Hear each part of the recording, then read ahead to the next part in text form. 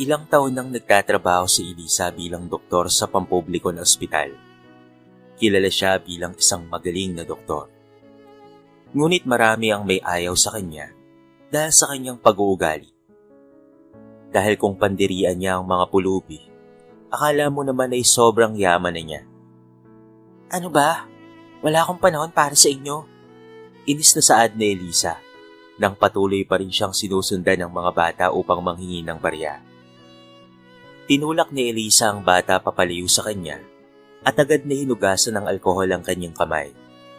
Ang mga tao ay nakatingin sa kanyang ginawa dahil nagkaroon ng bata ng maliit na sugat. Ngunit wala siyang pakialam doon. Dumiretso siya sa loob ng ospital upang hugasan ang kanyang kamay. Dahil pakaramdam niya ay maraming mikrobyo ang napunta sa kanyang kamay nang mahawakan siya ng batang pulubi. Ano ba yan? Ang dumi-dumi niya. Bulong ni Elisa sa kanyang sarili habang hinuhugasang mabuti ang kanyang kamay. Halos dumugo na nga ang kamay ni Elisa.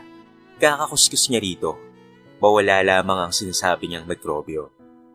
Napabuntong hininga na lamang siya nang ma-realize niya na ang pamumula ng kanyang kamay dahil sa sobrang paglilinis niya rito. Kahit napagpasya niyang tumigil na at simulan na ang kanyang trabaho. Nandito na naman ang walang puso. Pati bata ay kailangan niya pang patulan. Kaya nga, ganun ba kahirap bigyan ng ilang perasong barya ang mga bata? Halos araw-araw na lamang ay pinag-uusapan sa Elisa ng kanyang mga katrabaho dahil hindi nila lubos maintindihan kung bakit napakawalang puso niya para magawa iyon sa mga bata. Tila ba hindi siya nakakaramdam ng awa sa kanila o sadyang wala lamang talaga siyang puso para sa mga ito. Sanay na si Elisa na makarinig na pinag-uusapan siya ng kanyang mga katrabaho.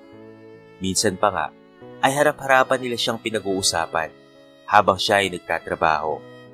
Wala na lamang sa kanya yon at ayaw niya nang patulan sila kasi pakiramdam niya ay nag-aaksaya lamang siya ng oras.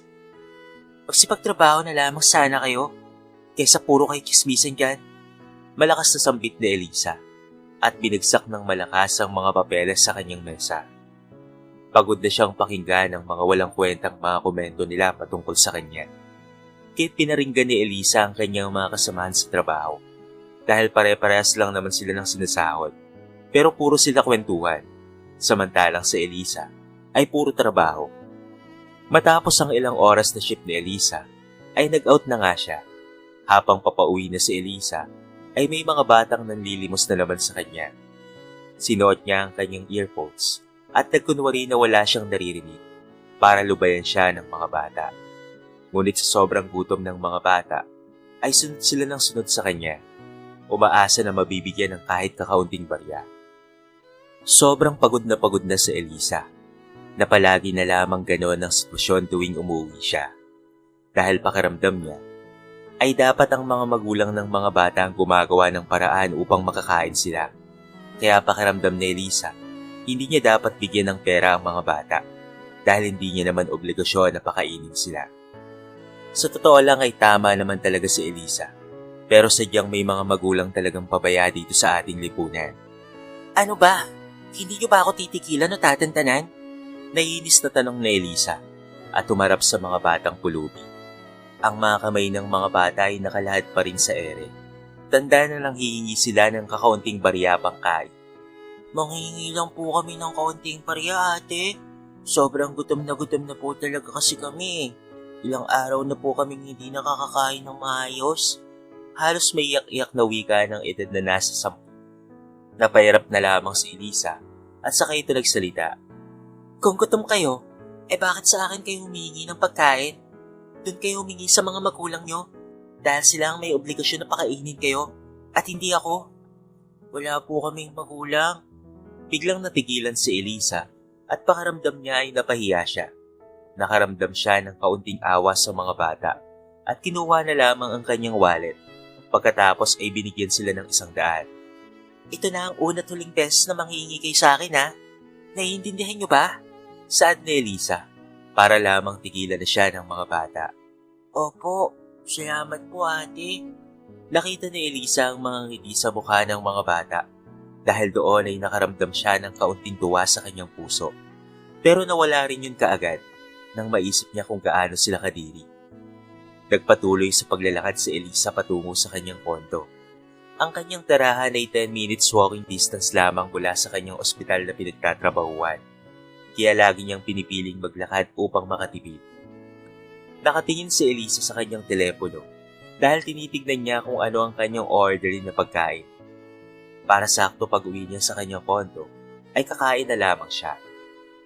Habang abala si Elisa sa paglalakad at nakatutok siya sa kanyang telepono, ay hindi niya napansin ang kotse na muntik nang makabangga sa kanya. Iniligtas lamang siya ng isang matandang pulubi na humila sa kanya. "What the hell?" Gulat na wika ni Elisa. Nanginginig si Elisa at halos hindi maproseso sa kanyang utak ang nangyari dahil muntikan na siyang mamatay at hindi niya ito kaagad napansin. Wala man lang siyang kaalam-alam. "Ano ba, miss? Ang tanga-tanga mo naman." Galit saad na wika ng driver na muntikan nang makabunggo sa kanya. Ang boses ng driver ang nagpabalik sa realidad kay Elisa at marahang tumayo upang tingnan ng driver. "Ano ba kuya? Papatayin mo ba ako?" Galit na diin ni Elisa dahil pakiramdam niya ay sinadya ng driver ang nangyari. "Kapag tatawid ka kasi, siguraduhin mo na nakatingin ka sa dinadaanan mo. Masyado kang nakatutok sa telepono mo. Munti ka na kitang masagasaan. Makukulong pa ako ng 2 oras nang dahil sa katangahan mo eh." Saad ng driver bago nagmaneho papalayo mula kay Elisa. Sa sobrang inis ni Elisa, gusto niya sanang ibato ang kanyang sandal sa driver na nagdadrive papalayo. Dahil sigurado siya na kasalanan ng driver. Dahil bakit ito nagmamaneho ng mabilis. Agad na iniayos na Elisa ang kanyang sarili at tinignan ang kanyang mga gamit na nahulog sa sidewalk. Lumingon siya upang magpasalamat sa nagligtas sa kanya. Ngunit nang makita ang taong nagligtas sa kanya, ay nakaramdam kaagad siya ng pandidiri. "Ayos ka lang ba, iha?" Tanong ng matandang pulubi na si Sylvia at iniabot ang nahulog na telepono ni Elisa.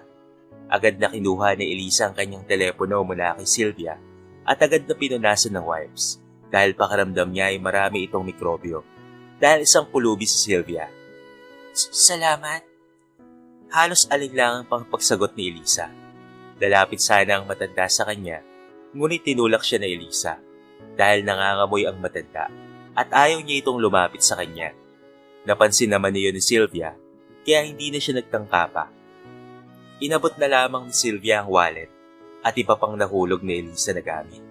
Ngunit aksidente siyang natulak ni Elisa. Walang pakialam si Elisa sa nangyari sa matanda at tinignan niya ang kanyang wallet at binigyan ng 500 piso ang matandang pulubi sapagkat ayaw ni Elisa na magkaroon ng utang na loob sa matandang pulubi. "Ayan, sana sapat na yan para tikilan mo ako. Ayaw ko ng utang na loob, kaya sana ay sapat ng kabayaran yan sa pagliligtas mo sa akin." Saad ni Elisa at nagsimula na ngang maglakad. "Hindi naman sa ganun, miss." Hindi na natapos pa ni Sylvia ang kanyang sasabihin dahil umalis na si Elisa, kaya tinanggap na lamang niya ang pera dahil ilang araw na rin siyang hindi kumakain. Sa sobrang dami ng nangyari sa araw ni Elisa, hindi niya lubos maisip na muntikan na siyang mamatay. Ang mga taong pinandidirian pa niya mismo ang siyang nagligtas sa kanya, kaya paunti-unting lumalambot ang kanyang puso sa mga pulubi. Ayaw lamang niya sa mga pulubi, hindi dahil sa marumi o mabaho sila, kung hindi dahil sa masamang karanasan niya. Iniwan siya ng kanyang mga magulang sa lansangan at hindi na binalikan pa. Doon na nagsimula ang pang-aabuso at panggugulpi sa kanya ng mga kapwa niya pulubi. Kung hindi siya nahanap ng kanyang tiyahin, ay paniguradong hanggang ngayon ay nasa lansangan pa rin siya. Kaya lumaki si Elisa na kinasusuklaman niya ang mga pulubi dahil hindi naging maganda ang kanyang paglaki dahil sa mga karahasan na naranasan niya noong bata pa lamang siya. Kaya naman ngayon ay walang ibang maramdaman si Elisa para sa mga pulubi kung hindi ang pagkamuhi lamang. Ngunit matapos siyang iligtas ng isang matandang pulubi mula sa kamatayan, ay nagsimula nang magbago ang kanyang pananaw sa mga ito. Subalit ayaw pa rin niyang magtiwala sa gaya nila na ginawang impyerno ang buhay niya noon dahil ang trauma ay hindi pa rin nawawala sa kanyang isipan kahit ilang taon na ang nakakaraan. Pag-uwi ni Elisa sa kanyang kondo, ay kumain na siya at nag-shower. Pagkatapos ay naiga na nga siya sa kanyang higaan matapos ang kanyang nakakapagod na araw. Masyado ba akong naging masama sa kanila? Napatanong na lamang si Elisa sa kanyang sarili matapos ang ginawa niya sa mga batang pulubi kanina. Bigla na lamang napaisip si Elisa sa kanyang mga pinagkagagawa nitong mga nakalipas na mga taon. Dahil alam ni Elisa sa kanyang sarili na kahit gaano siya kagaling na doktor, ay kinasusuklaman ng lahat ang kanyang pag-uugali. Ngayon lamang napagtanto ni Elisa sa kanyang sarili kung gaano naging kagaspang ang kanyang ugali nitong mga nakalipas na taon. Dahil kung ipagpapatuloy lamang niya ang ganong ugali, ay parang wala siyang pinagkaiba sa mga masasamang tao. Napabalikwas na lamang si Elisa sa kanyang sarili at sinabi, "Kailangan ko nang ayusin ang sarili ko. Hindi pwedeng ganito na lamang ako habang buhay." Ang pagliligtas ng matandang pulubi kay Elisa ay nagpabukas ng kaunti sa kanya upang makita kung gaano naging kasama ang kanyang ugali. Bigla na lamang naisip ni Elisa na mali pala ang kanyang ginagawa. Kinabukasan ay nagsimula na si Elisa na batiin ang kanyang mga pasyente at mga katrabaho na may ngiti sa kanyang labi. Halos bago lamang ito sa lahat dahil sanay sila sa Elisa na lagi na lamang silang tinatirayan at sinusungitan. Sa mga nakalipas pang mga araw ay sinimulan na ni Elisa na baguhin ang kanyang ugali. Marami ang naninibago kay Elisa pero mas marami ang natuwa at nagdadasal na sana hindi na bumalik ang kanyang dating pag-uugali dahil mas gusto nila ang kanyang ugali ngayon. "Kumain na ba kayo?" Tanong ni Elisa sa mga batang nanlilimos sa kalsada. Hindi na nila nais na lumapit pa kay Elisa dahil nung huli silang nanlimos sa kanya ay tinulak lamang niya ang mga bata at nagkaroon pa sila ng kalos. Lumapit si Elisa at inabutan sila ng pagkain dahil alam niya na hindi pa sila kumakain at halata na gutom na sila. Nag-aalinlangan pa nga ang mga bata kung aabutin nila ang pagkain pero matapos na ilagay ni Elisa ang pagkain sa kanilang mga kamay ay walang alinlangan na nilang kinuha ang pagkain at nagsimula na silang kainin ng mga ito. Sa sobrang gutom ng mga batang pulubi ay halos maubos na nila kaagad ang pagkain kaya't inabutan sila ni Elisa ng tubig para hindi sila mabulunan. Si Elisa ay natuwa naman nang makita na masiglang kumain ng mga bata. Siya ay naupo sa tabi ng mga batang pulubi dahil break time na niya. "Matanong ko lang, kilala niyo ba yung matandang yon?" Tanong ni Elisa sa mga bata, sabay turo sa matandang pulubi dahil gusto niyang malaman ang tungkol sa taong nagligtas sa kanya kahapon. "Siya po si Manang Silvia. Bago pa lamang po siya rito sa lansangan. Noong nakaraang buwan po ay iniwan po siya ng mga anak niya rito sa kalsada at hindi na po siya pinalikan. Doon na po siya nagsimulang maging pulubi. Pamalimos, hindi nga po namin akalain na iiwanan siya eh. Lalo na po sobrang ganda po ng mga kotse na gamit ng mga anak niya. Mukhang mamahalin pa po." Sambit ng mga bata. "Kung gano'n ay may mga anak siya pero iniwan lamang siya sa lansangan?" Pagkaklaripika ni Elisa. "Opo, hindi na po siya pinalikan eh. Simula nang iwan siya rito, nandito na rin po siya, naghihintay sa mga anak niya. Pero wala naman pong bumabalik na naghahanap sa kanya. Halos 1 buwan na po ang nakakalipas." Napatingin si Elisa sa matanda at nakaramdam ng sobrang awa para dito. Lalo na at alam niya na may terminal cancer ang matanda at 2 buwan na lamang ang natitira sa kanyang buhay.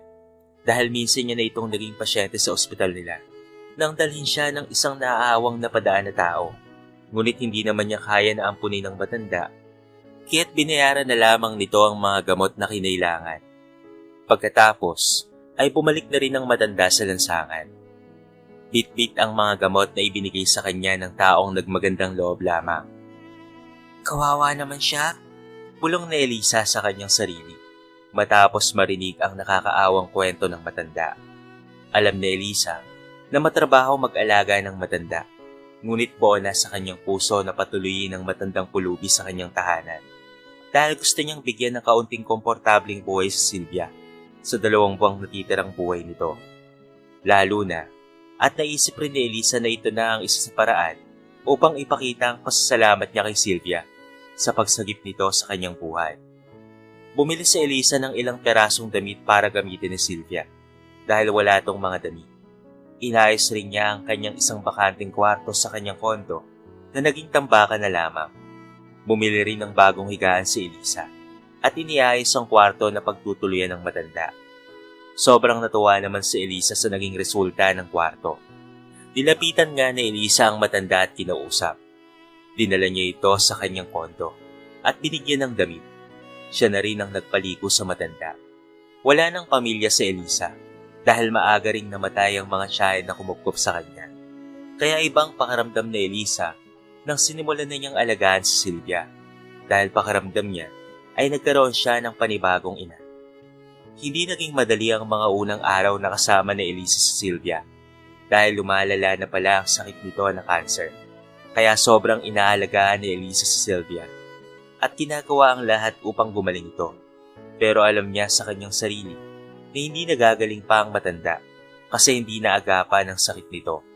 Kaya ginawa na lamang ni Elisa ang lahat para maging komportable si Sylvia at bumili ng maraming pain reliever para lamang hindi magising ng madaling araw ang matanda upang indahin ang sakit nito.